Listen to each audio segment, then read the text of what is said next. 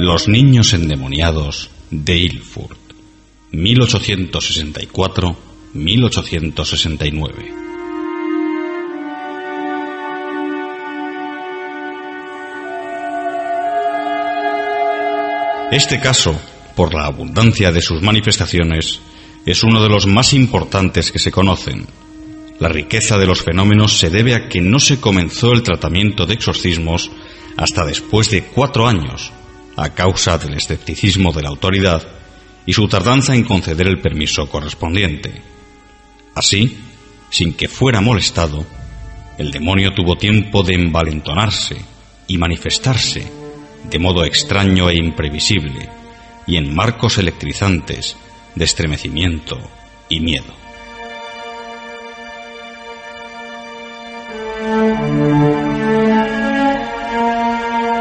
Haremos de él una descripción, teniendo en cuenta el libro de Shatter, El Diablo, sus palabras y sus actos en los 2 endemoniados de Ilfurt, Alsacia, según documentos históricos. No se puede dudar razonablemente acerca de la autenticidad del relato. Los mismos incrédulos de la época recurrieron a las más extrañas hipótesis, pero no negaron los fenómenos que todos pudieron observar repetidamente.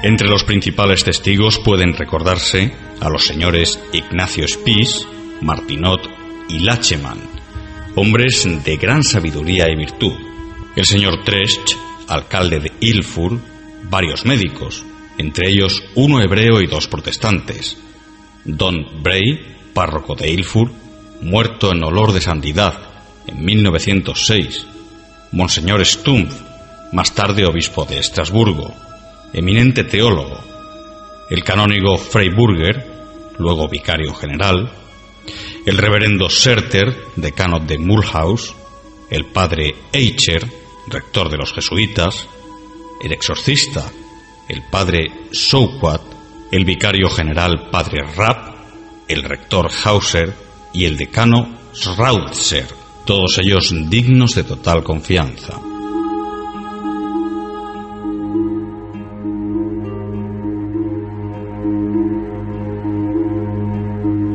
Hoy analizaremos en profundidad el caso quizás más importante de la historia de la demonología, los niños endemoniados de Ilfurt.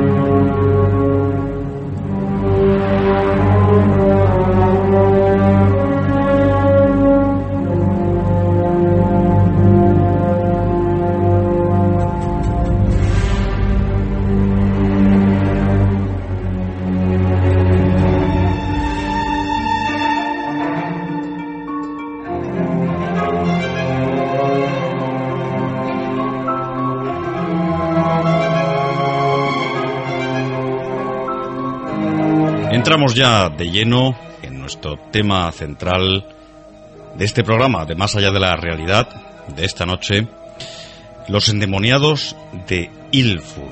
Santiago. Sí, señor. Sí, señor. El caso, me decías, más impresionante de posesión. Posiblemente el caso más importante de posesión. Habría que decir de supuesta posesión. De supuesta posesión, sí. Pero ya vamos a ver enseguida, ya mismo, la cantidad, y por eso, Fernando, es tan importante este caso, por la abundancia de las manifestaciones, es uno de los más importantes que se conocen. Uno de los más importantes. Yo quizás diría el más importante. El más importante. Porque vamos a ver realmente lo escalofriante de este caso, que se desarrolló, empieza en 1864 y termina con el exorcismo de los niños, porque eran 2 niños. 2 niños, sí, sí. 2 niños en 1869. Es decir, que duraron los fenómenos 5 años. 5 años, concretamente. Y una vez más, encontramos lo que realmente, Fernando, es importante. Y es que, independientemente de... Tenemos aquí encima de la mesa varios libros dedicados a la posesión diabólica y a la demonología. La realidad de fondo es que hay que pensar de una forma muy prudente, pero por otra parte muy realista, en base a la fenomenología que realmente se puede proponer en determinados casos, como es este que abordamos hoy de una forma monográfica, el de Ilfurt, que detrás de todas estas manifestaciones hay una causa que, para empezar, no procede del inconsciente de la persona, en este caso de los niños, en otros casos del sujeto que sufre y que padece esa posesión, y que no es ya una causa trascendental, sino que tendríamos que hablar, desde el punto de vista teológico, de una causa preternatural, es decir, maléfica, diabólica. Si el diablo existe o no existe, ese es otro asunto que ya abordaremos en un futuro. Pero lo que sí podemos dejar claro es que todo parece apuntar, y apunta, no es que parezca apuntar, es que apunta a que hay una serie de causas, unas causaciones, porque no es una, como vamos a ver, que provoca los fenómenos y que, por lo tanto, es el origen de los mismos. Esa causa padece, tiene, demuestra, manifiesta una aversión hacia lo sagrado. Esa sería, Santiago, una de las principales características. Sí, por supuesto que sí. Lo que ocurre es que antes de que una persona sea exorcizada, tiene que pasar, como es obvio y lógico, por un examen psiquiátrico y psicológico, para descartar que la persona, que esos fenómenos en este caso subjetivos, porque como enseguida veremos, hay fenómenos de efectos físicos. Pero bien, refiriéndonos a los que son puramente subjetivos, como es, por ejemplo, el cambio de personalidad, la fuerza sobrehumana que puede desarrollar un supuesto poseso, esto no responde, en estos casos de posesión, a una patología mental. Si bien sabemos que en ciertas enfermedades mentales el sujeto puede desarrollar una fuerza sobrehumana. Comentábamos hace algunos programas, Fernando, el caso de una persona que conocimos que tuvo que ser sujetado por varios auxiliares en un hospital. Sí, efectivamente. Y esta persona padecía un trastorno muy serio, muy grave, quizás el más grave, que es la esquizofrenia. En su caso no había posesión. Lo que pasa, Santiago, es que a veces yo creo que se pueden llegar a confundir por una parte e incluso a fundir por otra parte, ¿no? Sí. Es decir, una persona que tenga un trastorno mental grave, ¿hasta qué punto ese trastorno mental es suyo y hasta qué punto puede ser de alguna forma influenciado por una causa ajena o externa a él, ¿no? Es que es interesantísimo lo que planteas ahora mismo, porque habrá muchos amigos oyentes que estén escuchándonos y que se habrán hecho, o durante el programa de hoy se harán esa misma pregunta. Por lo tanto, te lo agradecerán muchísimo. Y es que se pueden dar diferentes variantes. Lo comento a modo de introducción al tema. Estamos ya metidos en lo que es la posesión diabólica, en algunos comentarios. Y es que, por un lado, la persona puede padecer un trastorno mental. Eso por un lado. Y sin embargo, no estar poseída. Por otro lado, una persona puede estar realmente poseída, estamos hablando siempre en hipótesis, puede estar realmente poseída, o posesa, que de ambas formas se puede decir, pero sin embargo, los psiquiatras la tratan durante años a esa persona psiquiátricamente, cuando en realidad su mal está en su mente, está en su psiquismo. O al revés, como he dicho. Están tratando una enfermedad mental cuando realmente lo que provoca esos estados es una posesión. Ahora bien, esto es importante decirlo. Lo comenta José Antonio Fortea en uno de sus libros, Tratado de Demonología y Manual de Exorcistas. Se lo recomiendo para los interesados. Recientemente publicado, hace unos meses. ¿Qué comenta? Pues comenta que en determinadas personas sí que puede haber una enfermedad mental que usualmente o habitualmente no es tratada ni con psicoterapia ni por otra parte con psicofármacos prescritos, claro está, como no, por un médico psiquiatra o por un equipo de psiquiatras y psicólogos, pero que sin embargo eso hace derivar a la persona, puede hacer derivar, lo dice José Antonio Fortea, después de muchos años de investigación y de ver casos de posesión, puede derivar en una posesión. Son casos muy aislados, muy puntuales, pero es cierto que en sus archivos, y así lo comenta en su libro, esto puede suceder. Puede suceder. Es decir, que también, esa patología, Santiago, serviría de alguna forma como de una especie de caldo de cultivo para unas posibles o supuestas entidades oscuras. Exactamente. Así es.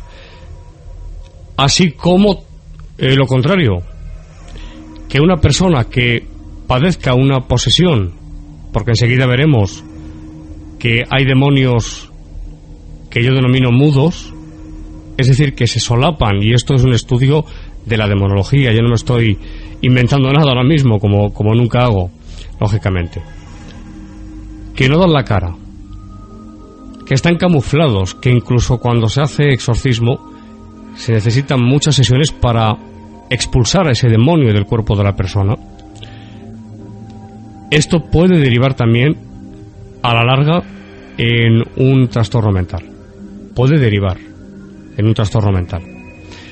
Por lo tanto, como ven, amigos, las variantes, y Fernando, son varias, son diferentes, y realmente es un tema muy interesante y también muy importante porque nos puede afectar a todos. Si bien hay que decir, y para tranquilidad de todos ustedes, amigos oyentes,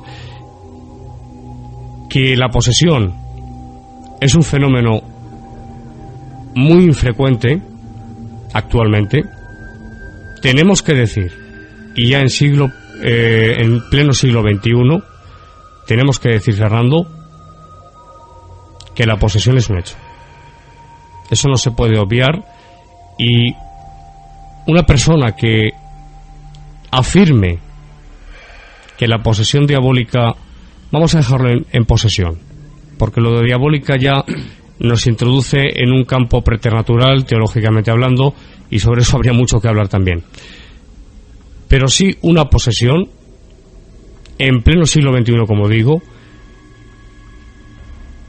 es muy difícil de creer. Pero claro, cuando uno se encuentra con determinados casos, como yo viví, Fernando, tú lo sabes, y los oyentes habituales que nos siguen, lo comenté hace no demasiados años, una noche, en Sexta Dimensión, un caso que yo me encontré, sin buscarlo además, de aquella chica que me encuentro una noche, se me sienta al lado en una terraza, en verano, y algún día lo contaré de nuevo y con todos los detalles, porque es una de las vivencias más, por una parte, sobrecogedoras que he experimentado, y por otra parte muy impactante, porque aquella chica cambiaba, había una alternancia, había en su personalidad dos personalidades en su persona. Pasaba de un estado normal a un estado en el que cambiaba absolutamente la mirada, la voz, conocía cosas personales mías que nadie conoce, blasfemaba, tenía aversión por lo sagrado y muchos más detalles. Eso lo viví yo, en primera persona, una noche, sin comerlo ni beberlo. Estaba tomando algo en una terraza yo solo, como recordarás. Sí, así por las buenas. Por las buenas. Y es que aquella chica llevaba durante 10 años, según me comentó después, cuando tenía esos periodos de lucidez, porque se alternaban la personalidad diabólica, vamos a denominarla así, o maléfica, con la suya propia cuando estaba lúcida. Después me confesó que llevaba 10 años practicando diariamente, prácticamente, la Ouija sola todas las mañanas. 10 años todos los días. 10 años todos los días. Una verdadera Esto barbaridad. Es una barbaridad. Si peligrosísimo es hacerlo una sola vez, como sabes, imaginen ustedes, amigos, lo que son 10 años practicando la Ouija prácticamente a diario y encima sola. Claro está. Cuando nos encontramos con supuestos casos de posesión, siempre se suelen hacer dos preguntas que son las fundamentales. No quiere decir que en todos los casos sea así, pero en este caso sí lo es, en el caso que comento. Y las dos preguntas son: si la persona que está supuestamente posesa ha practicado la Ouija o alguna forma de comunicación espírita, espiritismo en definitiva, y por otra parte, si ha tenido algún contacto directa o indirectamente con alguna práctica de magia.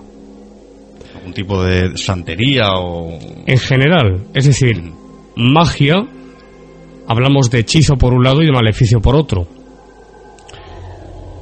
En ambos casos es ir en contra de una persona.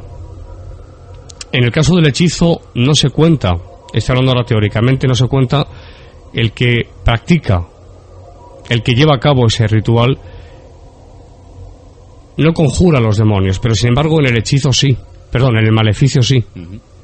Si por ejemplo lo que se quiere es arruinar la vida de una persona y se realiza un maleficio, se tiene que realizar una invocación formal, y hay rituales. No voy a dar más datos porque me parece un tema peligrosísimo, mucho más que la Ouija, y realmente escalofriante, pero se cuenta con... Se invoca, se convoca a determinados demonios según sea el ritual, y se cuenta con el concurso de los demonios, de los espíritus oscuros, de las tinieblas, como ustedes lo quieran decir.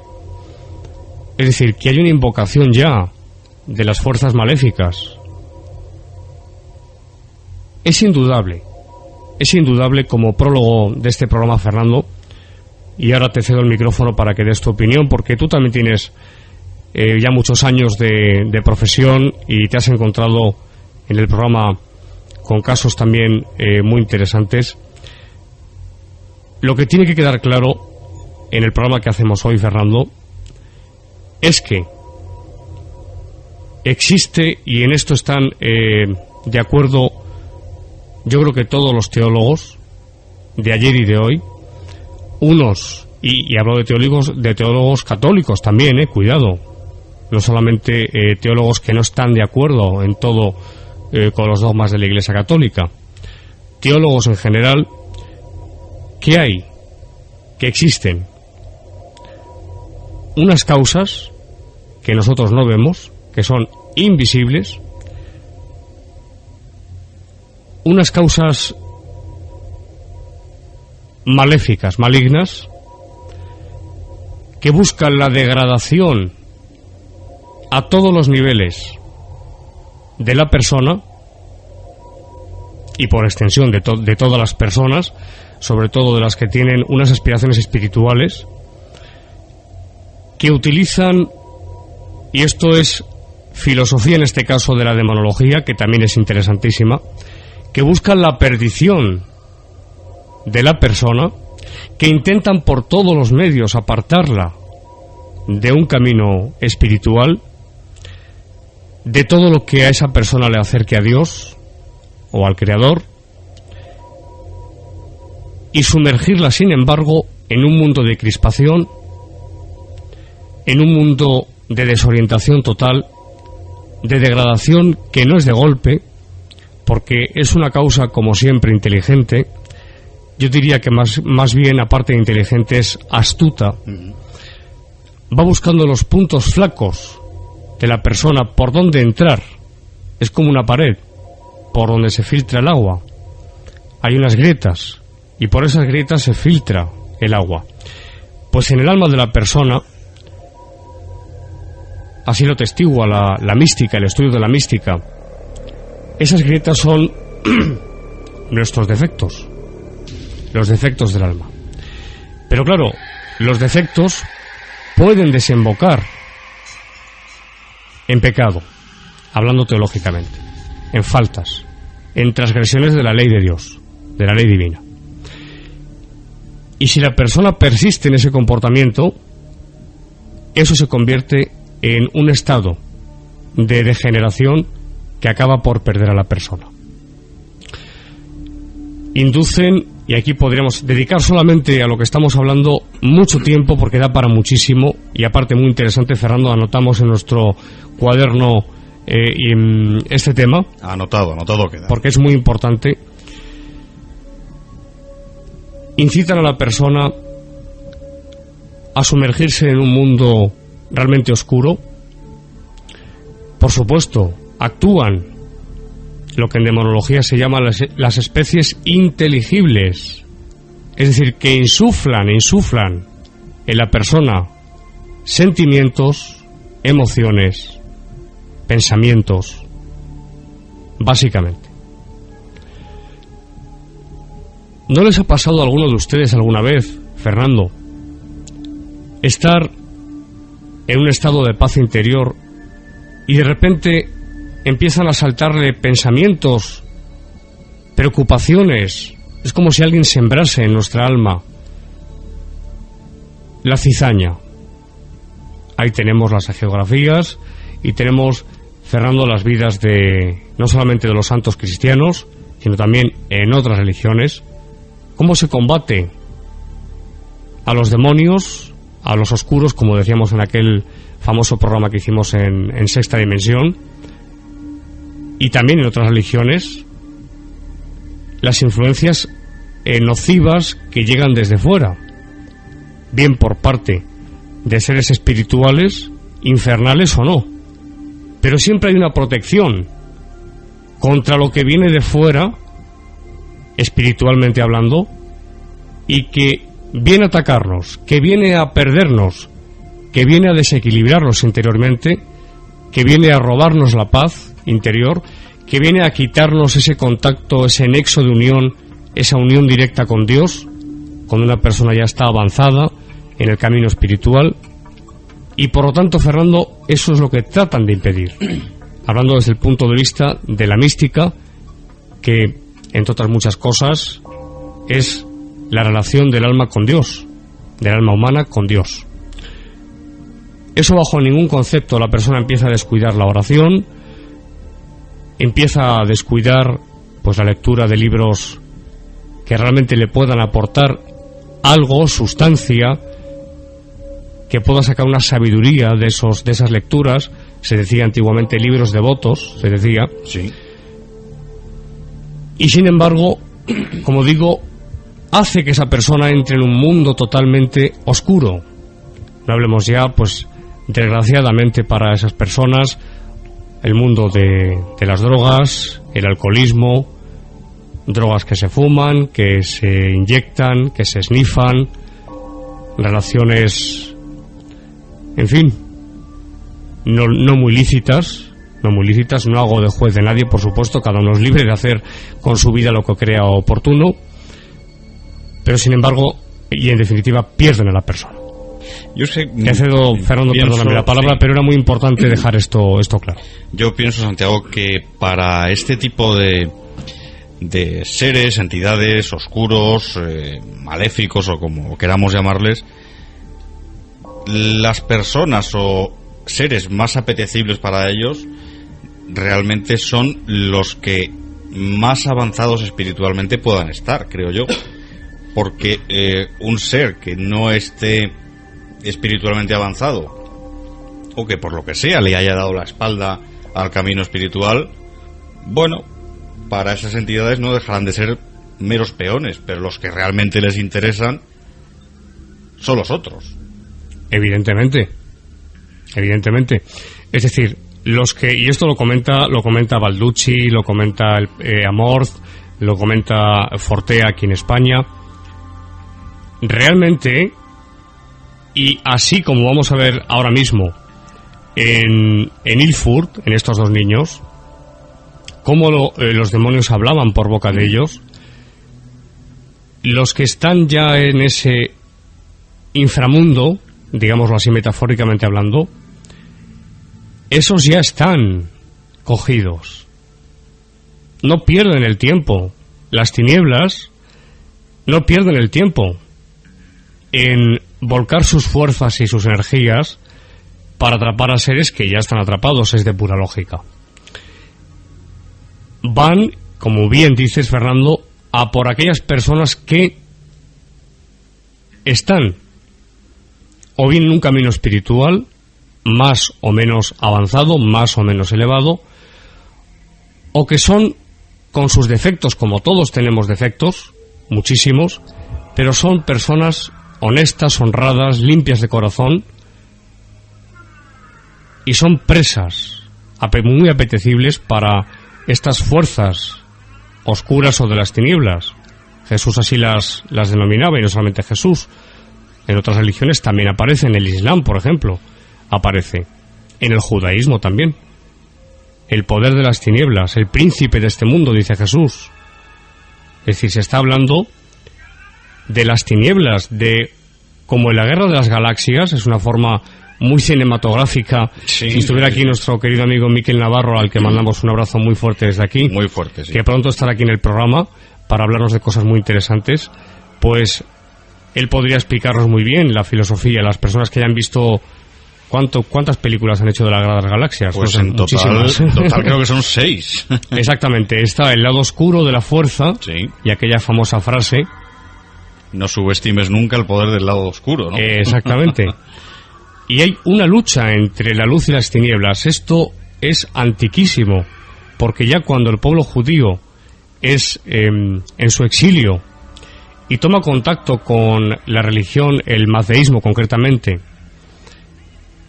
y trae después al judaísmo esas creencias, allí precisamente es donde se empieza a gestar la idea cristiana, que no es una revelación, sino que es por adquisición, realmente la idea y la creencia entre la lucha de los ángeles y los demonios, la luz y las tinieblas. Y Jesús lo deja clarísimamente expuesto en su doctrina. Y habla de Satanás. Algún día hablaremos de su existencia real como espíritu individual, como ángel caído o no. Pero realmente, en el fondo, es lo mismo. En el sentido de que lo más importante que tenemos que tener claro es que hay unas causas invisibles, espirituales, que operan. Y operan sin que nos demos cuenta la mayor parte de las veces, porque no estamos atentos a nuestra vida interior. También se dice: velad y orad. Velad es estar vigilante dentro de uno mismo, vigilar pensamientos, emociones, sentimientos. Dice el maestro Onram Mikhail Ivanhoe, un maestro realmente que le recomiendo sus escritos, sus libros, son magníficos. Dice que los seres humanos dejan borbotear, leía el otro día en un libro repasándolo, que ya había leído hace unos años, dejan borbotear en su interior sus sentimientos, palabras, emociones, sentimientos, reacciones impulsivas, agresiones, iras, furias, odios, celos, etcétera. Es cierto que hay situaciones que nos pueden desbordar, pero tenemos que controlar todas esas sensaciones, sentimientos, emociones y pensamientos. porque ahí vamos ahora al Kybalión. No voy a decir de Hermes, porque tampoco está comprobado que eso sea así, ni hay documentación que lo acredite, pero el Kybalión nos habla de este principio, es decir, uno atrae lo que siente, lo que piensa y lo que experimenta en su interior. Si una persona está todo el día furiosa, con ira, con un estado negativo de la existencia, con pensamientos oscuros, lo que va a atraer, espiritualmente hablando, no es precisamente agradable. Desde luego que no. Por otra parte, si la persona cultiva los pensamientos positivos, las emociones positivas, bondad, amor, perdón, caridad, fraternidad, y podríamos seguir con muchísimos más sentimientos positivos, esa persona va a estar rodeada de entidades benéficas, de seres superiores. Eso no quiere decir que de vez en cuando Dios pueda permitir, como en tantos casos de místicos en diferentes religiones, que el mal o las tinieblas puedan atacar a esa persona. Bueno, el caso de San Francisco de Asís es tremendo. San Francisco de Asís, tenemos el caso, por ejemplo, del Padre Pío, muy reciente. Sí. Bueno, ya San Pío de Pietrelcina, sí, no Padre Pío. Se conoce Padre Pío como término coloquial, familiar, y yo diría que muy cercano, ¿no? Pero ya es San Pío Así de Pietrelcina. Y tantos se habla de la Madre Teresa de Calcuta. Bueno, pues algún día hablaremos de ellos, que se dice realmente que la Madre Teresa en sus últimos días tuvo una posesión diabólica. Esto no es un hablar por hablar, se ha dicho. Lo trataremos aquí también. Se ha dicho, sí. En su momento. Y tuvieron que hacerle un exorcismo, se dice. Yo no estoy afirmando nada. No he visto ningún documento que lo acredite. Pero sí se ha dicho, y se ha dicho en fuentes muy solventes. Luego terminando, si esos personajes de la historia, tan cercanos a Dios, han podido experimentar tentaciones maléficas del lado oscuro de las tinieblas, ¿cuánto más los demás? Y no estamos atentos, caemos enseguida realmente en la trampa. Realmente es así, Fernando. Sí, ese yo creo que es el problema, ¿no? Que no estamos vigilantes y atentos. También es difícil, ¿no? Estar siempre atento, vigilante. Y la mayor parte de las veces, sin darnos cuenta, nos movemos por impulsos, diría yo. Y realmente habría que estar, y empezando por mí mismo, o sea, mea culpa, ¿no? Sí. Habría que estar más vigilantes en ese sentido. Desde luego que sí.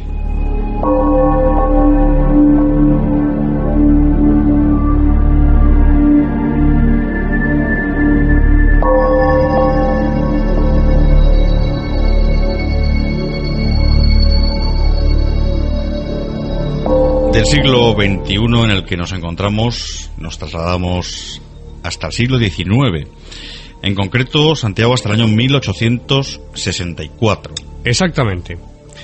Y nos remontamos al sur de Alsacia, aproximadamente a unas 2 horas desde la ciudad de Mulhouse, pues se halla esta aldea, Ilfurt.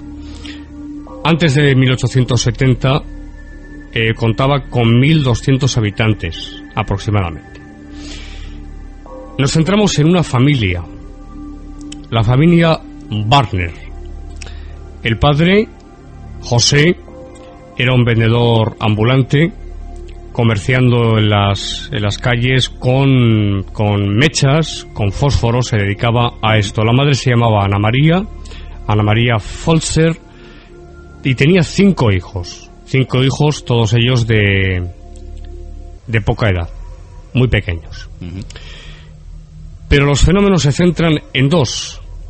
En el primogénito, que se llamaba Teobaldo, nacido el 21 de agosto de 1855, es decir, que tenía 9 años cuando empezaron a suceder los fenómenos. Y el segundo de ellos, José, que había nacido el 29 de abril del año 1857. Pues bien, con 8 años empiezan a ir a la escuela y en principio se comportan como 2 niños normales y corrientes, no muy inteligentes, tampoco de corta inteligencia, normales, de lo común, Fernando. Sí, no había nada de particular ni de anormal en principio, ¿no? Exactamente, pero todo empieza en 1864, porque tanto Teobaldo como José empiezan a tener unos síntomas que nadie acierta a decir qué enfermedad o a qué puede responder esa sintomatología realmente. Es cuando entra en escena un médico ya mayor, en aquella época el doctor Levi de Antkrich y otros compañeros suyos, también médicos. Bueno, pues estos médicos no fueron capaces de decir realmente qué era lo que les sucedía a Teobaldo y a José, a estos dos niños. Enseguida Teobaldo, el mayor, pues adelgazó, empezó a adelgazar realmente de una manera muy llamativa. La familia, sus padres empezaron a preocuparse muchísimo. Este es un dato también que hay que tener en cuenta, porque en casos de posesión la persona pueden ocurrir dos cosas. Hablo dentro, esto que vaya por delante, por favor. Hablo dentro de ya el diagnóstico de posesión. Es decir, cuando se ha descartado que existe una patología mental.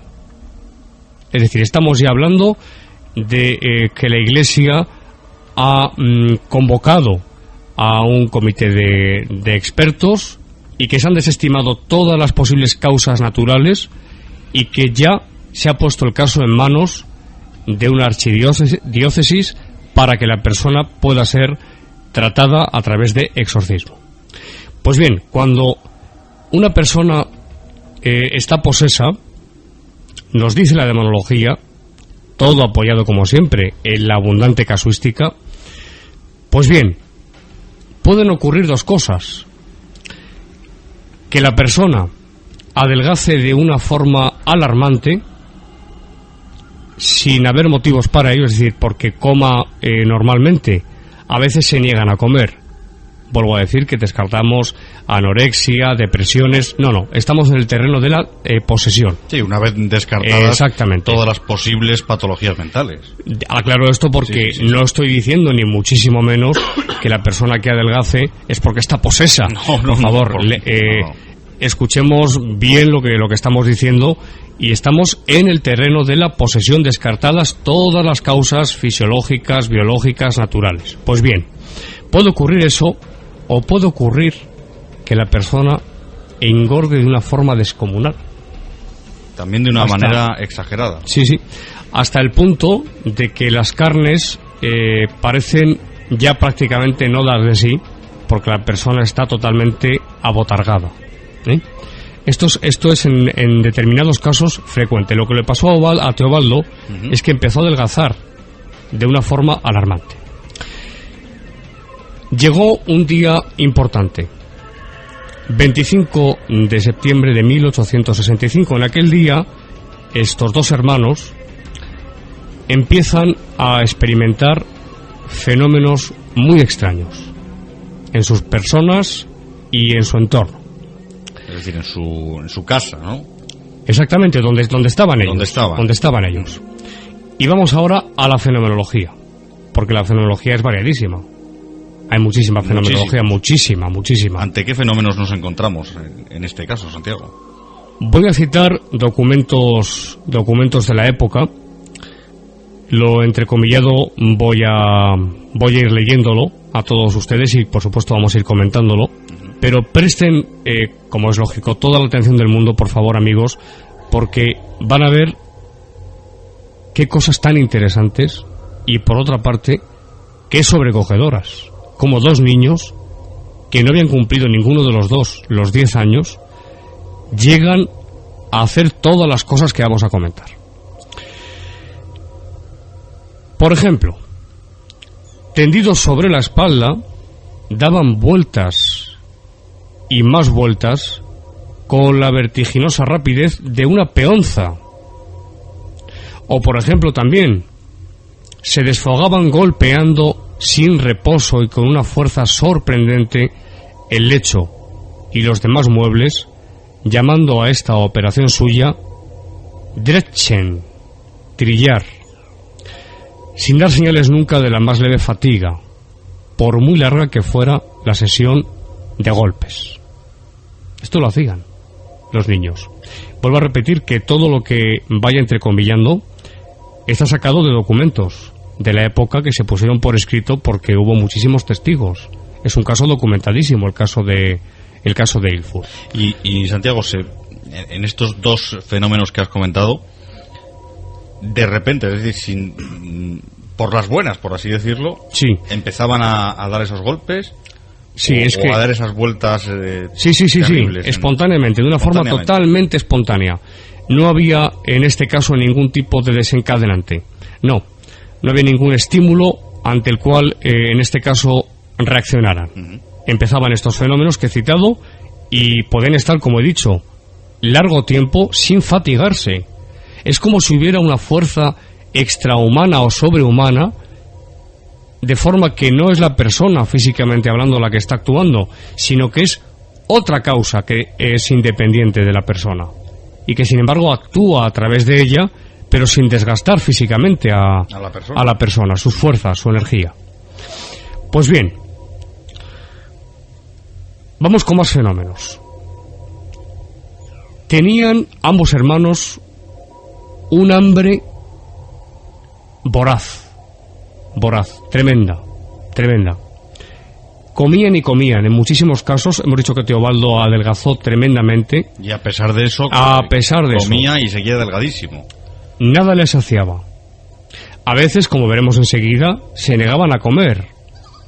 No querían comer. Ese cambio es curioso. Sí. Por poner un ejemplo, vamos a un entrecomillado, a un texto de la época. Teobaldo devoró hasta la última todas las manzanas que había en una gran cesta. Se comió una bolsa entera de manzanas, él solo. Y no se saciaba con no se saciaba. Tremendo. Su vientre se hinchaba desmesuradamente. Y se tenía la impresión, se habla de los testigos, de tener una bola que les rodaba por el estómago, o que algún bicho se debatiera en su interior. Esto es muy frecuente. Es decir, que veían los testigos algo como que se movía dentro de ellos. Exactamente. Esto es frecuente. Esto es muy interesante porque es frecuente. Recuerdo una de las emisiones de Cuarto Milenio, cuando estuvo el padre Gabriel Amort en el plató, que sacó en su mano un montón de clavos y dijo: estos clavos han salido de los estómagos de los posesos. Sí, ocurre. Me preguntaba una persona hace no demasiado tiempo, ahora un par de meses, ¿cómo es posible eso? Y yo le respondí sencillamente desde el punto de vista parapsicológico. Si la causa paranormal, que no preternatural, porque hay una diferencia. La preternatural es más poderosa, por decirlo así, que la paranormal. Si la causa paranormal es capaz de producir aportes, ¿por qué no pensar que la causa preternatural puede hacer materializar dentro del estómago de una persona un objeto? Porque se han devuelto o han vomitado, no hablo ahora de Ilford solamente, otros casos que existen y casos documentados, no hablamos por hablar. Han vomitado clavos, tornillos, cristales, vidrio, cristales, objetos a veces nauseabundos. Por ejemplo, disculpen ustedes, pero tengo que decirlo, marañas de pelo humano, largo, de mujer, mechones de pelo, se han vomitado. Tremendo. Es decir, nos encontramos ante una fenomenología paranormal y por ende, en este caso, preternatural, que sinceramente, amigos, desconcierta al investigador más escéptico. Siempre hay que ser escéptico, pero no cerrado. Claro, es que son dos cosas muy diferentes. Claro. Pero Fernando, cuando la evidencia está ahí y hay testigos, entre ellos doctores, médicos que tú has citado al principio, testigos de primera mano, no precisamente iletrados, personas muy cultivadas intelectualmente, muy serias, que no tienen además ningún interés en que eso sea verdad o mentira, que han testificado que eso lo han visto ellos y que eso ha sido así. Evidentemente no podemos negar la realidad de los fenómenos que suceden en torno a una persona que está poseída o supuestamente poseída. Pues bien, hablábamos de los clavos que Amort presentó ante las cámaras. Sí, recuerdo aquella emisión. Exactamente. Pues bien, hablaba del vientre, que algunos testigos observaban cómo un bulto se movía de un lado a otro del organismo de los niños por dentro. Efectivamente. Más cosas, más fenomenología. Sus piernas se enredaban una con otra, se enroscaban. Esto es desconcertante, totalmente. Algo así como si estuvieran entrelazadas, trenzadas. Y sorprendentemente, nadie, por forzudo, por fuerte que fuera, era capaz, cuando esto ocurría, de desenroscarlas. Nadie conseguía separar esa especie de nudo, por así decirlo. Nadie lo conseguía. Es decir, que lo conseguían ellos mismos cuando la causa que había dentro de ellos lo consideraba oportuno, nada más. Aparte de lo, iba a decir poco natural, lo prácticamente imposible, lo imposible que es que dos piernas se puedan entrelazar. Sí, no, desde luego. Pues ocurría. Vamos con Teobaldo. Teobaldo, los dos niños, pero sobre todo este tenía muchos fenómenos. Teobaldo experimentó en diversas ocasiones apariciones de un fantasma. Él decía que era su maestro. ¿Su maestro? Sí. Y te lo voy a describir, se lo voy a describir a todos ustedes.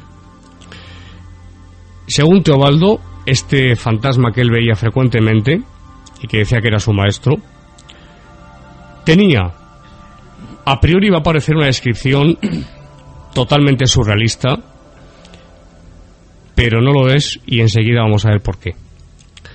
Según Teobaldo, tenía pico de pato, patas de gato y pies de caballo.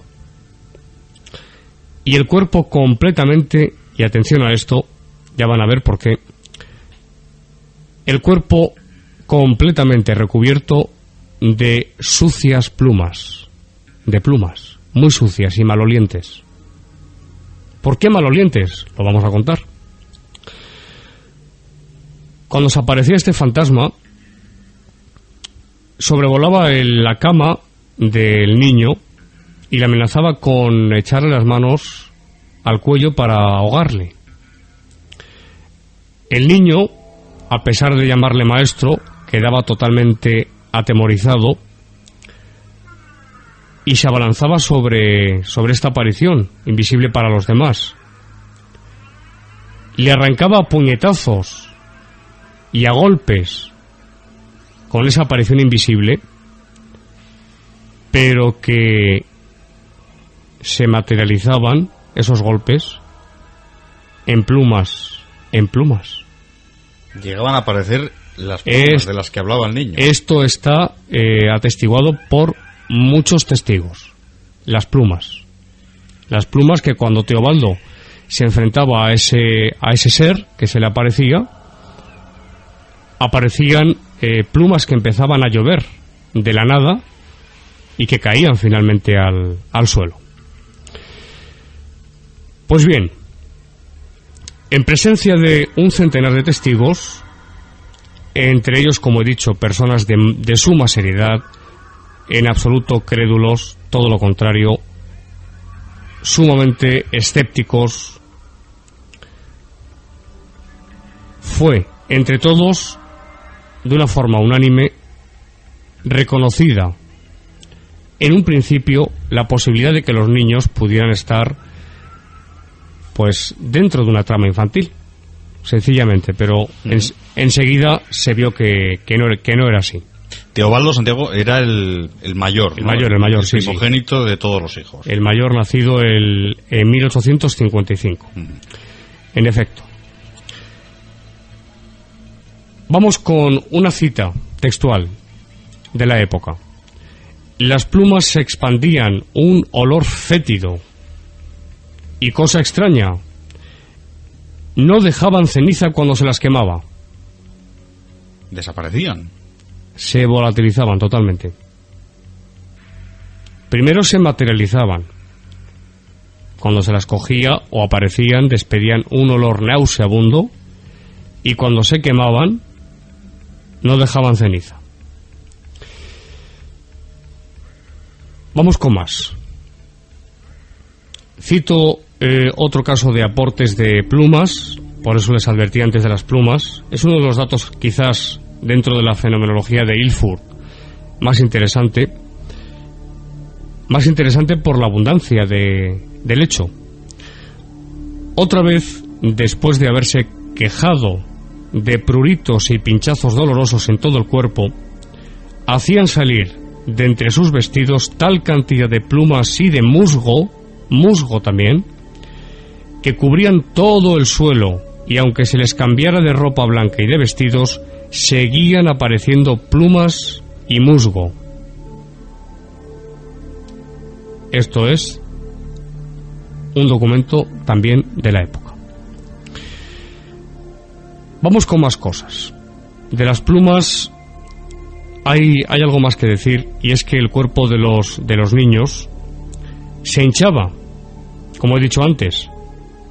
Se hinchaba y se hinchaba, que parecía que iba a explotar el cuerpo de ambos niños. Vomitaban espuma, plumas, musgo, como he dicho. Y mientras sus vestidos se cubrían de estas plumas, sucedían otros fenómenos. Es decir, las plumas, no me piden una explicación porque no la sé, ni yo ni creo que nadie la sepa. ¿Por qué plumas? Plumas malolientes, nauseabundas y que no dejan ceniza al quemarse. Pues bien, infestaban toda la casa. ¿Toda la casa? Toda la casa se llenaba de un olor totalmente nauseabundo, insoportable. Yo me he quedado pensando, Santiago, en la forma de ese ser o de esa aparición. Sí. Una forma realmente extraña. Sí.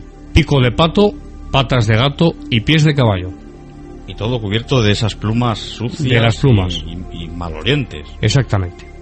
Otros fenómenos.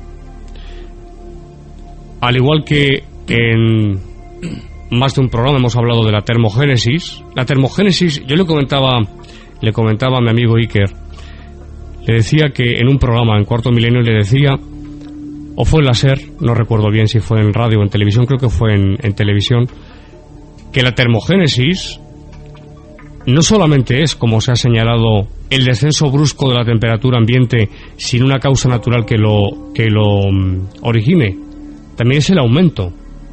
Es decir, no solamente tiene que bajar, sino es que puede subir. Una habitación. Pueden ocurrir las dos cosas, ¿no? Las dos cosas. Aquí estamos, por ejemplo, a 22, 23 grados, 21, 23 grados. Imagina que en 30 segundos la habitación, el termómetro que tenemos aquí y que preside este cuarto desde hace muchos años, marque los 45 grados centígrados. Bueno, pues esto ocurría en casa de los niños, cuando estaban los niños presentes. Ocurría. Su habitación era acometida de tanto en tanto por oleadas de un calor atroz, insoportable incluso en pleno invierno. Y a quien se asombraba de ello, el demonio le gritaba riendo: «Soy un buen fueguista, ¿no es cierto? Si vivierais en mi casa, no os dejaría pasar frío. Estad seguros». Esto es lo que decía a través de alguno de ellos, ¿no? A través de Teobaldo, sí, sí. Aquí vienen los cambios de personalidad.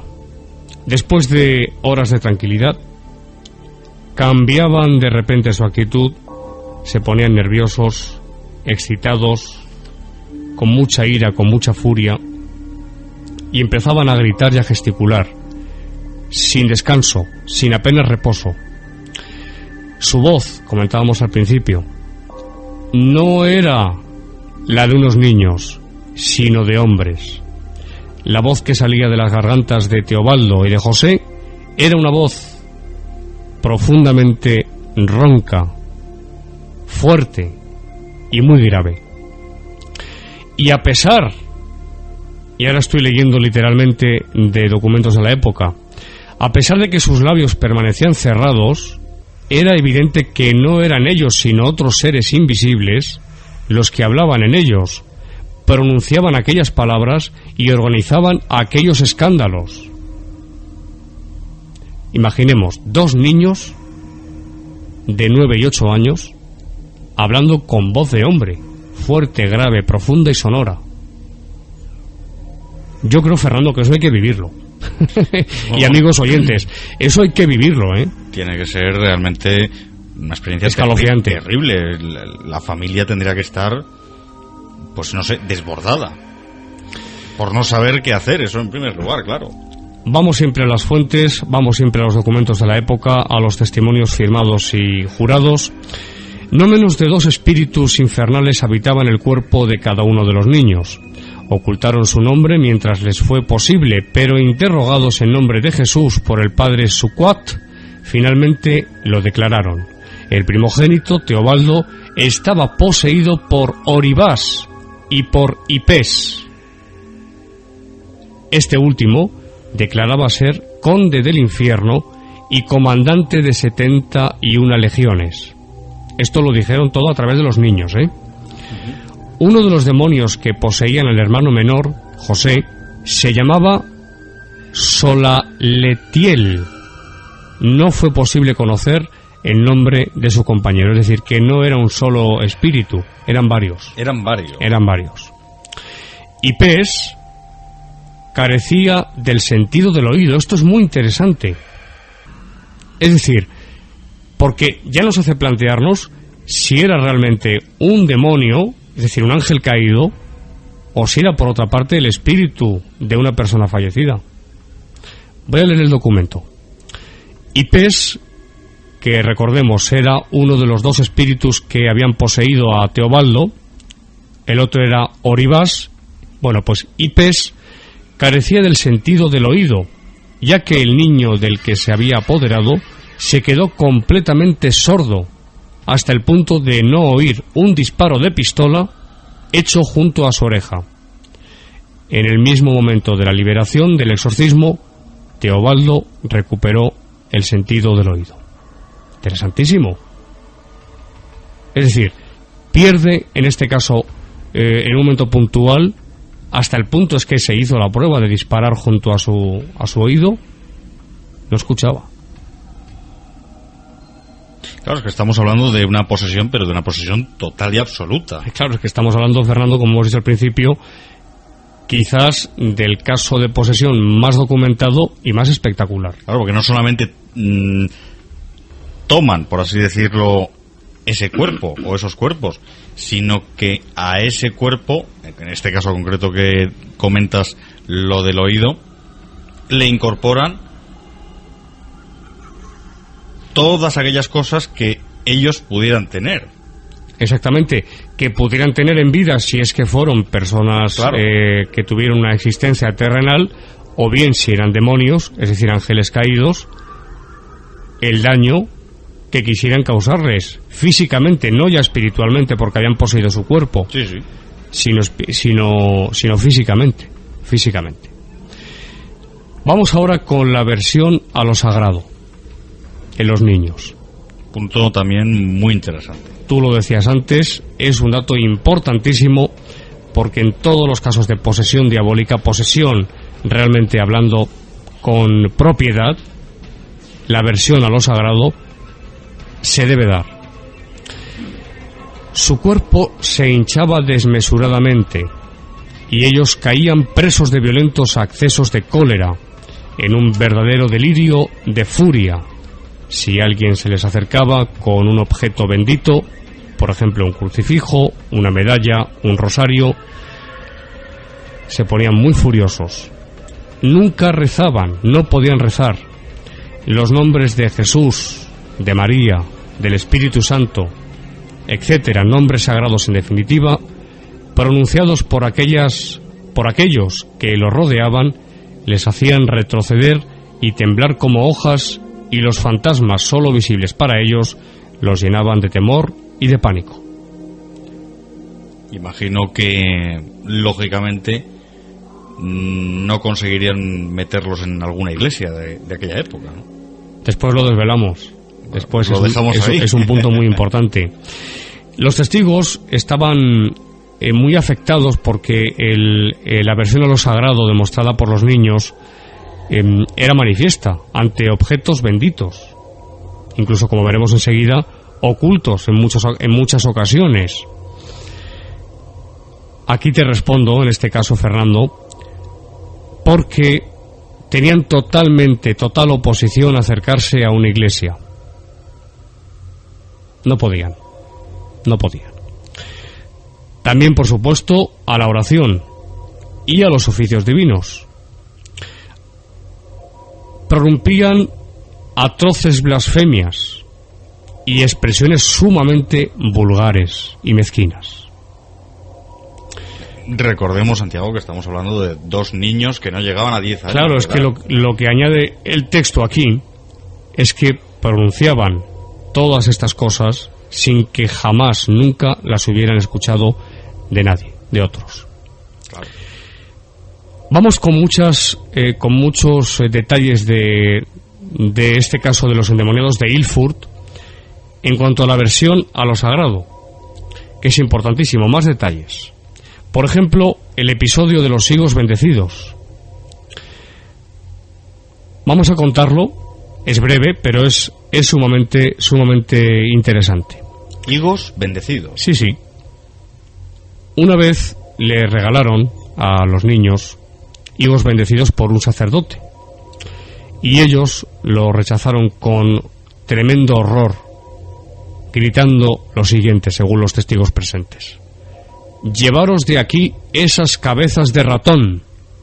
El tío del bonete los ha envenenado con sus gestos». Tremendo. Es decir, tenían una clarividencia, por otra parte. Tenían clarividencia, como veremos, seguiremos viendo. Hay un fenómeno de clarividencia que un enfermo mental no podía tener en la mayor parte de los casos. Es decir, la fenomenología diabólica de posesión tiene que ir acompañada de una fenomenología parapsicológica, porque de por sí el tener aversión a lo sagrado puede responder perfectamente por un trauma. Recuerdo un caso de una chica muy querida por mí que tenía una aversión tremenda cuando veía un Cristo, pero no un Cristo normal crucificado en una cruz normal, no. Si estaba crucificado en una cruz negra, de color negro, pegaba un bote. Yo fui testigo de eso en 2 ocasiones. O, por ejemplo, el caso de otra señora, cuyo nombre voy a silenciar también, por supuesto, que me contaba su aversión hacia las cruces de los ataúdes, y que ella no quería, cuando muriese, ser enterrada dentro de un ataúd con cruz. Pero esa señora no tiene aversión a llevar una cruz en el pecho. Todo respondía a un episodio de su juventud, por un fallecimiento de un ser querido, muy querido, y que la dejó traumatizada, sencillamente. Pero no es el caso de los niños. Es que repito las palabras cuando el sacerdote bendice los higos y los niños dicen, Teobaldo concretamente: «Llevaros de aquí esas cabezas de ratón. El tío del bonete», es decir, el sacerdote, «los ha envenenado con sus gestos». Más cosas. Si mientras dormían alguien ponía un rosario sobre su cama, una costumbre muy común,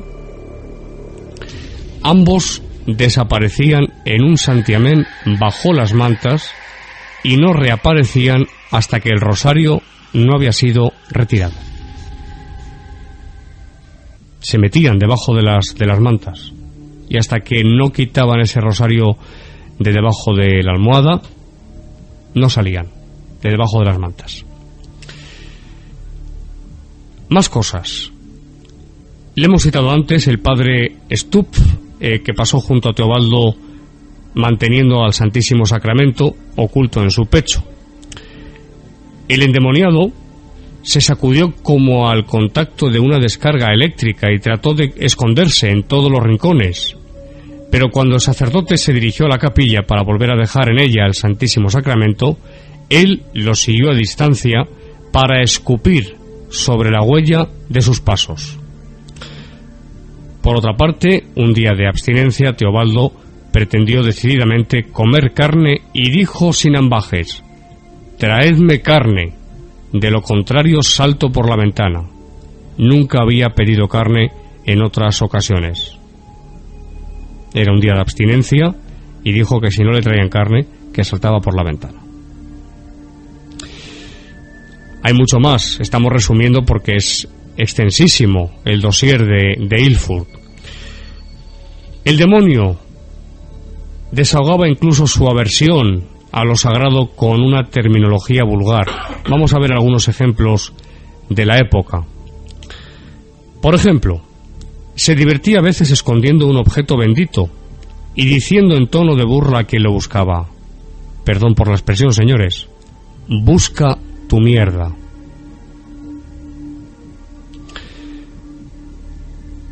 El señor André nos dice lo siguiente: la Iglesia para él es una pocilga, el agua bendita, agua pútrida y salada. Los sacerdotes son cuervos o calaveras. Las monjas, enfermas cubiertas de mierda. Perdón por la expresión. Es que me cuesta mucho decir tacos en el micrófono, sí, Fernando. No, desde luego que sí, pero son... Pero es lo que decían los niños. Exactamente. Los católicos, untadores. Más ejemplos. Uno de los endemoniados, José, dijo un día al señor Tretsch lo siguiente: y fíjense lo que estamos leyendo y en las palabras, en la malignidad que hay en las palabras. Por otra parte, el sarcasmo, la ironía. Hay realmente una personalidad que no es la de los niños. Absolutamente malvada. Evidentemente. Lo que le dijo un día al señor Tretsch, uno de los niños: cuando ustedes van a la pocilga, la iglesia, alzan las manos y rebuznan, rezan. Se dirigen todos hacia lo alto, y señalaba al cielo el niño. Pero los que no lo hacen, ellos, dijo el niño, son de los nuestros. Tiene una profundidad teológica muy importante, lo que acabo de leer, del niño. Una señora, la señora Bettendorf, posó un rosario sobre el pecho de este niño, de José. Y mientras le sujetaba las manos, se puso a gritar: si consigo agarrar tus cagadas de cabra, es decir, las cuentas del rosario, voy a hacer pedazos tu cola de gato, el rosario. Pero no tengo derecho a tocar la imagen de la gran señora, dijo el niño, la Virgen, que cuelga de él. Estas son palabras del niño. Es decir, que lo que... ante la señora sí. Bettendorf. Que lo que más les podía... no ya repeler, no es la palabra...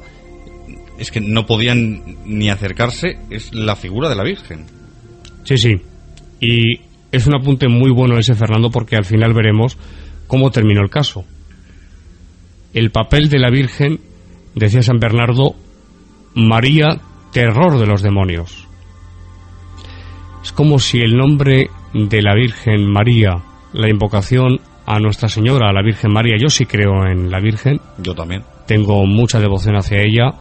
Sabido es que no soy católico, lo he dicho desde hace muchos años, no pertenezco a ninguna religión ni grupo en concreto, voy de por libre, como don Germán, que le quisieron los masones meter en la masonería y no quiso. Dijo, ¿por qué? Recuerdo aquellas palabras del maestro don Germán: porque quiero ser libre como un pájaro. No quería pertenecer a ningún grupo, secta, religión, absolutamente. Pues nosotros exactamente igual, pero a pesar de ello, a pesar de que nos educamos en un colegio católico, es cierto que sí, tanto Fernando como yo sí tenemos y le profesamos a la Virgen una devoción especial, especial. El agua bendita Y entramos aquí en un capítulo apasionante dentro de demonología, porque el agua bendita, como bien sabes, Fernando, para un poseso es de lo peor, aparte de alguna otra cosa, como el nombre de la Virgen, que le puedes hacer. Sí, desde luego, es un castigo para ellos muy grande. Terrible, terrible. El agua bendita. Su furia alcanzaba el paroxismo de los niños cuando alguien les echaba encima agua bendita. No la soportaban. Pero es que en muchos casos, como también veremos enseguida, no sabían que era bendita, que estaba bendecida. Es decir, que si era agua sin bendecir, no había ningún problema y no lo sabían. Ellos no sabían si estaba bendecida o no. Pero cuando estaba bendecida, les quemaba incluso, y como he dicho, se despertaba una furia en su interior realmente estremecedora. Curioso. Por lo menos da que pensar. Da que pensar mucho. Da mucho que pensar. Más aún sin los niños saber si esa agua estaba bendecida o por el contrario era agua normal y corriente. Eso es un punto a tener muy en cuenta, creo yo. Vamos con más testimonios de aversión a lo sagrado y seguimos dentro del agua bendita. Fíjense, amigos, y fíjate, Fernando. Es un testimonio de otro señor que hemos citado antes, el señor André, que cuenta lo siguiente, escribió lo siguiente. Cuando la monja que le trae los alimentos deja caer en ellos una gota de agua bendita o los toca con un objeto sagrado, Teobaldo se da cuenta enseguida de ello, aunque se haya hecho en la cocina donde él no entra nunca. En esos casos se acerca al plato con desconfianza, mira atentamente la comida que le corresponde e invariablemente la rechaza, diciendo: «No tengo hambre, ahí dentro hay mierda». O bien, escribía el señor André, «eso es veneno, y hay que traerle otra cosa», decía este señor, este testigo, «hay que traerle otra cosa para que coma». Lo mismo exactamente ocurría con las bebidas. Por lo que estamos viendo, Santiago, en el caso de los dos, pero particularmente en Teobaldo, sí, parece ser que se manifestaba lo que fuese, una entidad de más poder, por así decirlo. Sí, es cierto, que sí, en la de José. Sí, sí. Había más abundancia, los dos tenían, como estamos viendo, pero la malignidad era aún mayor en Teobaldo, en efecto. Y terminamos este capítulo de aversión a lo sagrado con algunos testimonios más de la época. Una vecina de casa, la señora Brobeck, intentó una vez poner agua bendita en una medicina que los dos hermanos debían tomar. «Vaciaremos todas las botellas de la farmacia», declararon, rechazando enérgicamente el remedio, antes que aceptar una gota de agua de la señora Brobeck. ¿Cómo lo sabían? Era imposible que lo supieran. Claro, esa es la pregunta. Claro, y sabían que lo que había echado era precisamente eso. Sí. El agua bendita, además de ponerles fuera de sí a los dos, tanto a Teobaldo como a José, era un remedio muy eficiente, muy eficaz para obtener de ellos lo que era habitualmente muy difícil de obtener, por no decir imposible. Se empleaba, por ejemplo, para volver a la normalidad a los niños y también para hacerlos hablar. El agua bendita. Es como si el agua bendita, de una forma metafórica, fuese como un látigo para los espíritus inmundos o impuros que estaban dentro de ellos. Es decir, el sacerdote los domaba, por decirlo así, cosa que ha ocurrido en otros casos de posesión, con el agua bendita. Y terminamos con dos últimos apuntes este capítulo de la aversión a lo sagrado. Hemos hablado antes del calor insoportable que se producía en la habitación, que subía los grados a una temperatura insoportable.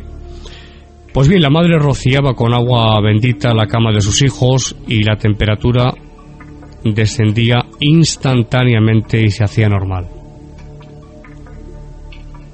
Otro dato interesantísimo. Sí. También las personas, eran enfermeras que cuidaban de los niños, hicieron lo mismo con el agua bendita y también el efecto era el mismo. Esa temperatura que subía muchísimos grados descendía instantáneamente a la normal.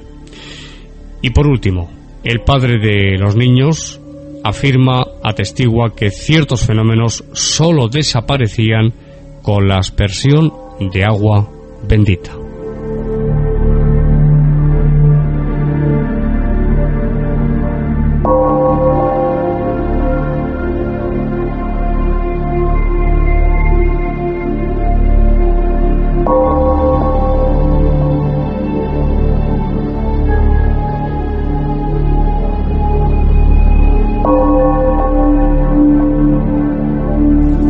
Queridos amigos, vamos a dejarlo aquí por el momento, solo por el momento, porque en nuestra segunda hora de Más allá de la realidad continuaremos hablando de este apasionante caso, el caso posiblemente más importante de posesión diabólica en estos niños, los endemoniados de Ilfur, así llamados, así conocidos.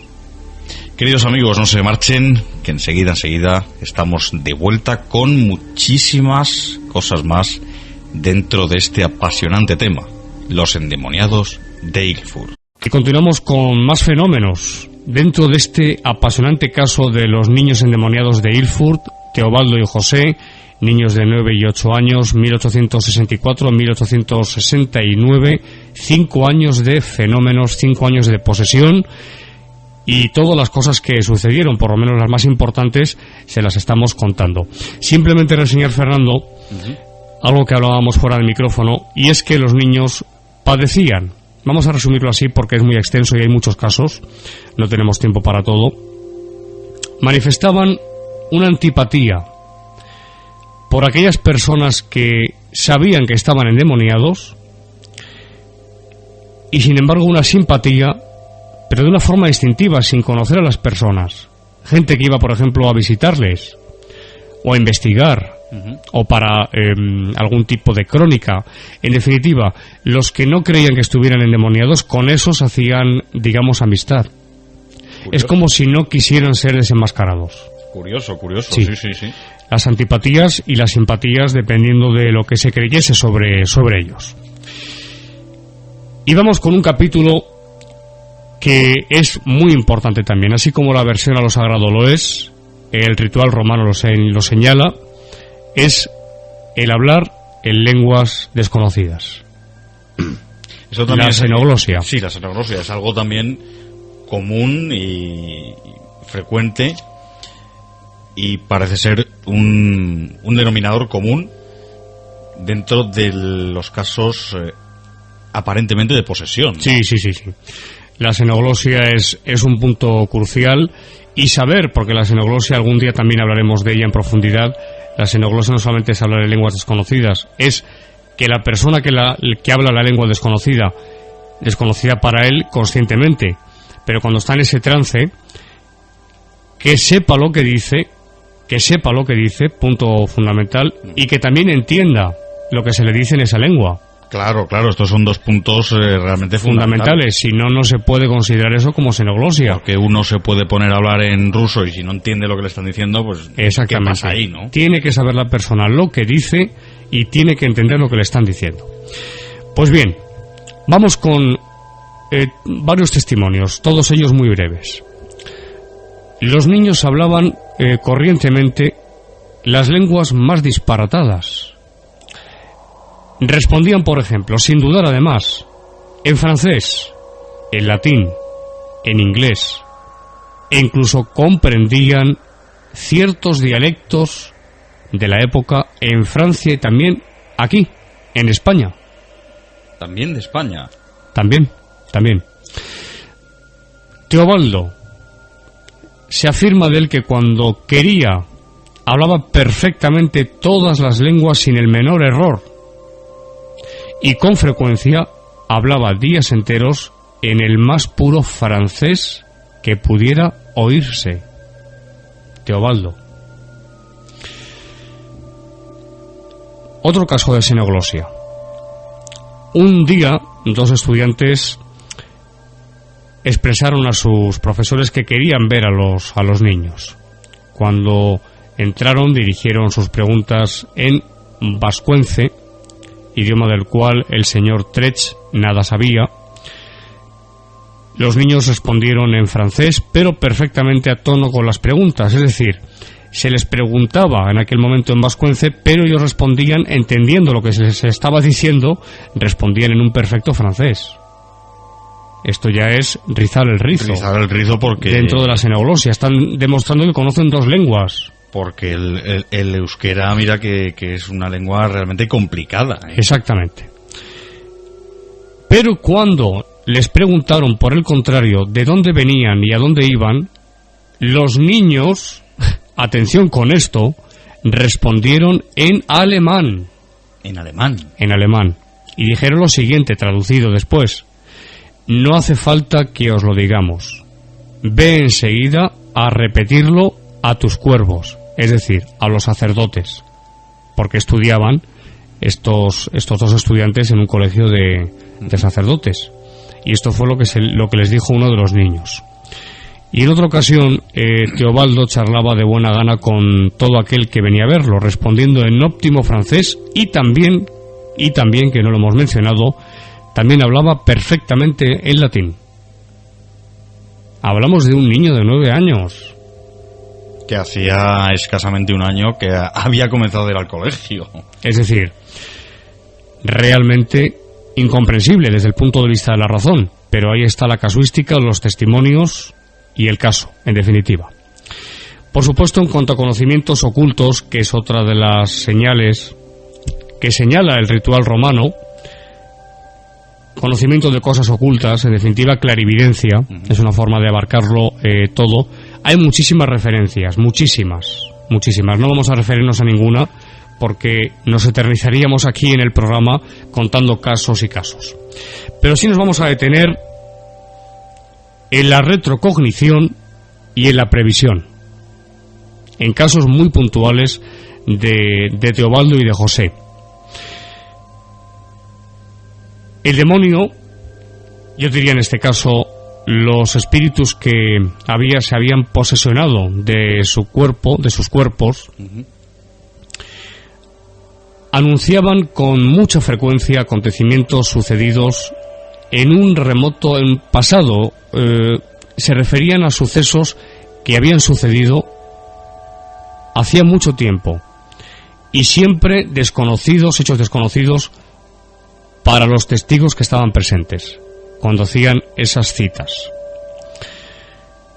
También, por otra parte, predecían con bastantes días de antelación, a veces semanas, acontecimientos que habían de suceder, hechos futuros. Pero es que aquí viene lo más gordo, Fernando y queridos amigos, es que el exacto cumplimiento de sus profecías era ocasión de permanente estupor y crispación para todo aquel que iba a visitar a los niños. Este también es un punto que se señala como una de las características de la posesión diabólica: el tener conocimiento de hechos futuros, pasados y futuros. Sí. Retrocognición y precognición. Los niños pues se divertían con frecuencia comunicando a sus visitantes, por ejemplo, sus malas acciones desconocidas y reprochándoles en voz alta sus vicios, sus pecados más secretos, etcétera. Es decir, lectura de conciencias. Se da en una parte y en otra, es curiosísimo. En el Padre Pío todo lo que estoy leyendo se daba: lectura de conciencias, xenoglosia, retrocognición, precognición, y es un santo, declarado por la Iglesia, claro está. Pero sin embargo, en dos endemoniados también se dan estos fenómenos. De ahí la prudencia que se debe tener cuando escuchemos hablar de un fenómeno que de por sí ya es muy llamativo, pero no porque sea llamativo ya tenemos que pensar que es de origen sobrenatural o divino. Puede ser también de origen preternatural. siempre se ha dicho que el demonio sabe mucho. Sí, efectivamente. Incluso hay casos, podríamos profundizar un poco en ello, no lo vamos a hacer por el tiempo. San Antonio Abad, por ejemplo, el padre de los monjes, llamado así, pues tuvo en alguna ocasión alguna aparición, no voy a decir del demonio, porque no creo en él como ser individual, pero sí de algún ser espiritual de la oscuridad, disfrazado de ángel, como se suele decir metafóricamente, que incluso le recitaba los salmos escritos en la Biblia, y le recitaba las escrituras, los proverbios, el eclesiástico, pasajes del Evangelio. Eso también lo puedo hacer. Y cuando San Antonio descubre en ese episodio que es un demonio, una entidad de las tinieblas, desaparece por completo. Es decir, que tiene más conocimientos de lo que pensamos. Es lo que quiero decir. Sí. En definitiva. Por ejemplo, vamos a conocer dentro de el conocimiento o lectura de conciencias, cuando se le dice, uno de los niños le dice a alguien, a un señor: beodo tenías que estar, ¿no has oído que el cuervo ha mandado no embriagarse? Y a pesar de ello ha sido a X, un nombre que no menciona, en el testimonio no figura, a beber. Tú, solo tú, eres la causa de la enfermedad de tu hija y de tu ganado. Tremendo. Teobaldo predijo en varias ocasiones la muerte de varias personas. Como hemos dicho, hablaba de acontecimientos de 20, 30, incluso 100 años antes, con tal precisión y tal seguridad que hacía pensar que había sido testigo ocular de ellos. Es decir, iba una persona y le refería a un acontecimiento que esa persona quizás en muchos casos no había vivido, pero que al llegar a su casa preguntaba y así era. Y Teobaldo conocía esos sucesos. Evidentemente no era Teobaldo. Era el espíritu o los espíritus, hemos dicho antes dos, según sus propias confesiones, que moraban en él, ¿no? Pero de nuevo Teobaldo, ¿no? Otra vez Teobaldo, es curioso. Sí, otra vez Teobaldo. Que se manifestaba como con más fuerza en ese niño que en su hermano. Incluso, en efecto, Fernando, incluso fíjate, en Ilfurt, queridos amigos, en esa aldea, fueron desvelados muchos detalles, delitos tremendos que fueron cometidos allí en esa aldea, en Ilfurt, y que fueron desvelados por los niños. Enseguida la gente se dio cuenta que a esos dos niños era imposible engañarles. Claro. Imaginemos. Y dentro de esta fenomenología, dentro de todos estos fenómenos que estamos refiriendo y que nos hacen pensar de una forma muy evidente que estaba actuando una causa ajena a los niños, como no puede ser de otra forma, como están escuchando todos ustedes, llegamos al capítulo, dentro de los fenómenos, ya el último, de la levitación. A veces se veía a los dos niños elevados en el aire por manos invisibles, con las sillas en las que estaban sentados. Por otra parte, un sólido crucifijo que alguien trató de poner en el cuello de José se retorció inmediatamente y tomó la forma de una X, que conservó en tanto permaneció sobre el pecho del niño. También un escapulario que pusieron sobre su espalda voló sin más a lo alto y, describiendo un amplísimo arco, fue a caer sobre el casco del gendarme Werner, que había entrado por casualidad en la habitación. El niño ni siquiera se había movido. Fíjense lo que acabo de contar. Por un lado, los niños elevados en el aire, sentados en sus sillas. El crucifijo que se retuerce y toma forma de X. Y por otra parte, el escapulario que se le coloca al niño, a uno de los niños, y que vuela por lo alto, sale despedido. También José y Teobaldo se encaramaban por los árboles como si fueran gatos, y podían colgarse de los más débiles brotes sin temor a troncharlos, ni se partían cuando se subían. Algunas veces manos invisibles arrancaban las cortinas de las ventanas y éstas se abrían de par en par con una velocidad de vértigo, aunque estuvieran sólidamente cerradas.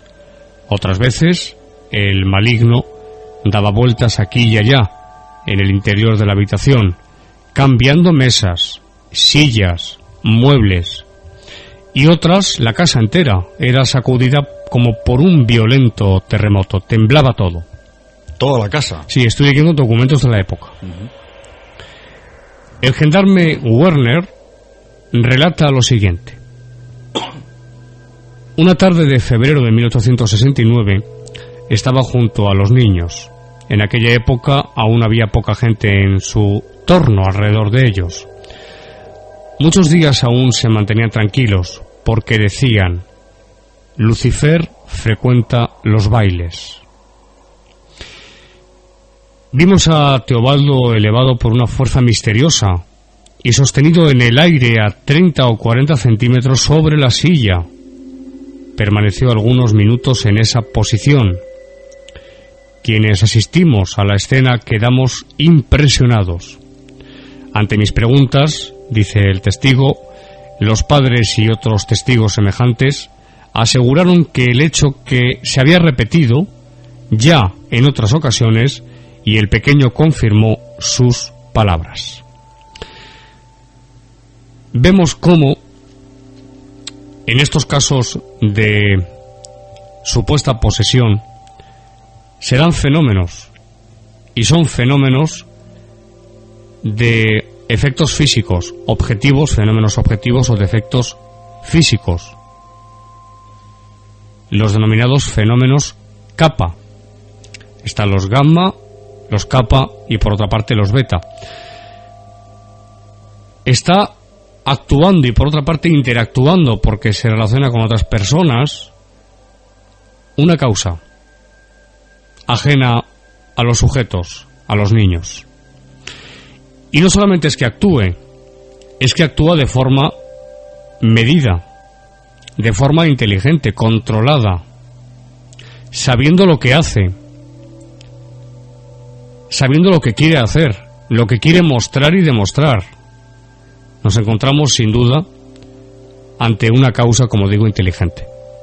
Fernando, no es una causa caprichosa de un cenicero, que también ocurría, que por ejemplo salga volando. No, es que el crucifijo se retuerce sobre sí mismo. Es que en el caso de Teobaldo, por ejemplo, que he contado el último de la silla, una mano invisible es como si lo elevase unos centímetros, 40 centímetros, decía el testigo, y lo mantiene en el aire, pudiendo ser presenciado por varios testigos al mismo tiempo. Es decir, que la causa, una vez más, como en tantos fenómenos, es inteligente. Esto es lo extraordinario y lo importante. Y por otra parte, en este caso, maligna, claro está. Muy maligna. Y llegamos al día de la curación. Podríamos contar toda la historia, es muy extensa. Tan solo diremos que se produjo en 1869, se hizo por separado, primero un niño, después el otro, y después, en ambos casos, de que el sacerdote tuviera realmente una lucha intestina, feroz, brutal, con esas entidades que hablaban por boca de los niños, en ambos casos, increpaciones, insultos, desmayos, volvían en sí, volvían a entrar en trance diabólico. Les costó mucho, y en varias sesiones, expulsar a esos seres maléficos. Al final se consiguió, y en ambos casos, y con esto vamos a terminar la narración de Ilfurt, en ambos casos fue cuando el sacerdote, tanto en Teobaldo como en José, en ambos casos fue cuando el sacerdote mencionó el nombre de María, la Virgen. Los demonios, a través de los niños, le decían al sacerdote que no les atormentase con el nombre de la Gran Señora. Así se referían a ella, Fernando. La Gran Señora. Dijeron al final, en ambos casos, contra la Gran Señora nada podemos, y ahora sí me tengo que marchar. Esto en ambos casos. Dijeron las mismas palabras. No las mismas, pero muy parecidas. Muy parecidas. De hecho, voy a leer documento.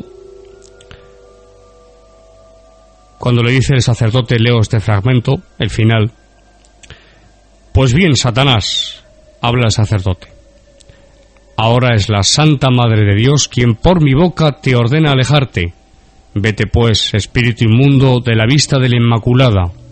Obedece su orden y vete enseguida.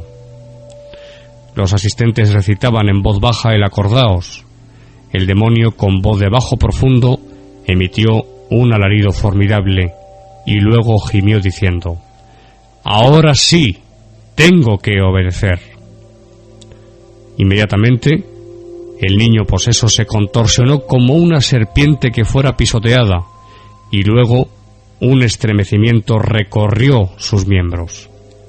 Se distendió lentamente su cuerpo y volvió a caer al suelo como muerto. El demonio había huido.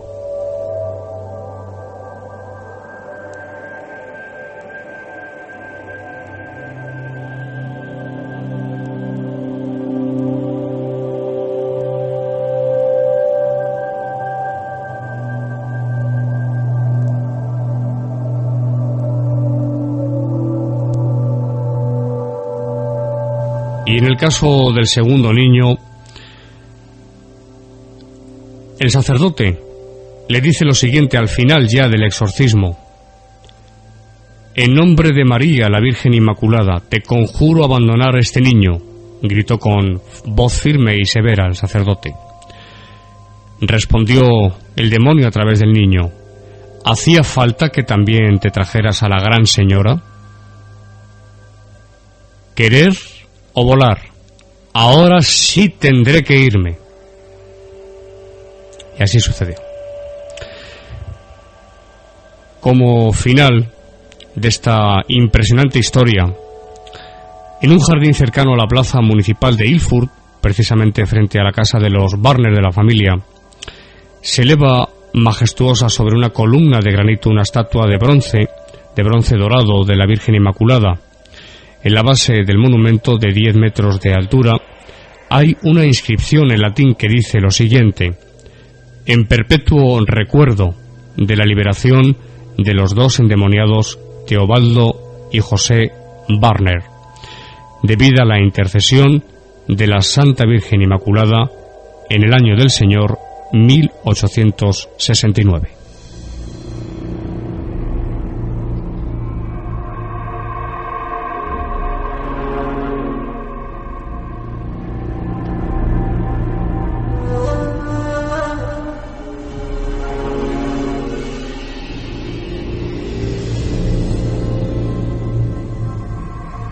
Ahí estaba, ahí se lo hemos presentado, el caso posiblemente más importante en la historia de las posesiones, en este caso de las posesiones malignas. Sí, lo es. Ahora, Santiago, pues supongo que tocará sacar algún tipo de conclusión, supongo que muchísimas, ¿no? Sí, yo creo que las hemos dicho ya todas en el transcurso de esta hora y pico entre los dos bloques. Resaltar que lo que no consigue una medicación, lo que no consigue un psiquiatra, un psicólogo, hablo de estos casos de posesión. Sí. La pregunta que yo dejo ahí en el aire es: ¿por qué lo consigue un exorcismo? ¿Por su gestión, tal vez? Es una posible respuesta de más de uno de ustedes. Pero no olvidemos, y es aquí donde quiero incidir, Fernando, 'uh-huh. No olvidemos que todos estos fenómenos a los que me he referido, hablo ahora más específicamente de los fenómenos de efectos subjetivos o psíquicos, como es la clarividencia, como es la retrocognición o la precognición, por otra parte. Pueda ser que esos niños tuviesen esa facultad. La xenoglosia también. Es inverosímil, desde luego. En mi opinión, prácticamente descartable por ser riguroso conmigo mismo. No puedo concebir todas las cosas que les hemos contado y muchas otras que sucedieron, pero lo más importante queda dicho, que unos niños, al mismo tiempo además, se empiecen a materializar plumas, malolientes, nauseabundas, se invade la casa entera de un olor asqueroso, la temperatura del cuarto sube hasta unos grados propios del mes de agosto en pleno solar,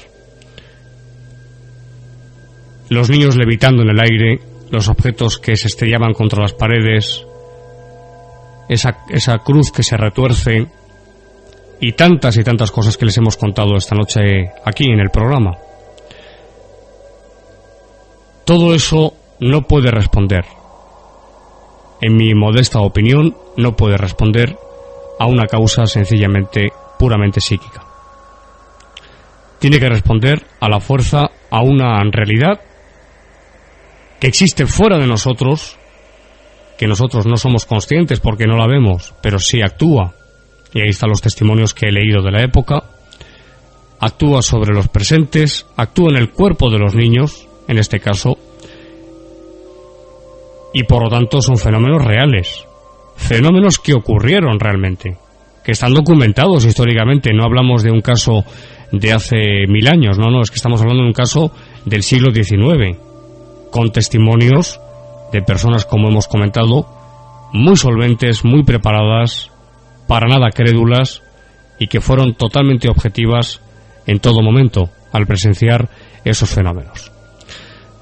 Por lo tanto, la opinión ahora es de todos ustedes. Nosotros hemos expuesto el caso, hemos hecho las aclaraciones oportunas, hemos dado nuestra opinión, y ahora le toca a cada uno de ustedes sacar las conclusiones pertinentes, Fernando. Pues sí, cada uno de ustedes ahora deberá sacar sus propias conclusiones, y yo apuntar muy rápidamente, Santiago, que decías sugestión de los niños. Bueno, puede ser, no se puede descartar nada, pero... Sí, pero hay fenómenos de efectos físicos. No, que sí, eso sí, ya... no, a lo que voy es que cómo es posible que sea sugestión si después de transcurridos, en este caso 5 años... 5 años, sí. No recuerdan absolutamente nada. Sí, sí. Entonces, ¿cómo se van a sugestionar? ¿Recordarían algo? Sí, no, es muy interesante el apunte que haces, Fernando, efectivamente. Aunque esté sugestionado, tú recuerdas. Es una amnesia no lagunar, ¿no? Es una amnesia durante esos 5 años. Claro. Desde el momento en que son poseídos hasta que se les hace el exorcismo, fenómeno común en otros casos muy conocidos. Hay algo importante que decir, y es que el alma de la persona, en este caso de los niños, no sufre ningún daño. No sufre ningún daño. Esto es interesantísimo, porque así como una patología mental deja una huella en el psiquismo, en el caso de la posesión diabólica, cuando lo es y cuando se realiza el exorcismo, en absoluto deja ninguna huella, ninguna marca en la mente de la persona. Está limpia totalmente. Sigue siendo como era antes de la posesión. Recupera su auténtica personalidad. Esto es muy importante señalarlo. La persona no sufre en su alma, teológicamente hablando, no sufre ningún daño, no queda contaminada. Y también que porque uno esté al lado de una persona que está poseída de verdad, no puede quedar poseso. Lo dice la demonología, no lo digo yo. Yo me hago eco de los estudios de la demonología, que vienen desde hace siglos. Apasionante, sin duda alguna, queridos amigos, el tema de los niños endemoniados de Ilfurt. Hemos querido contarlo en profundidad, con datos, con informaciones, con testimonios de la época,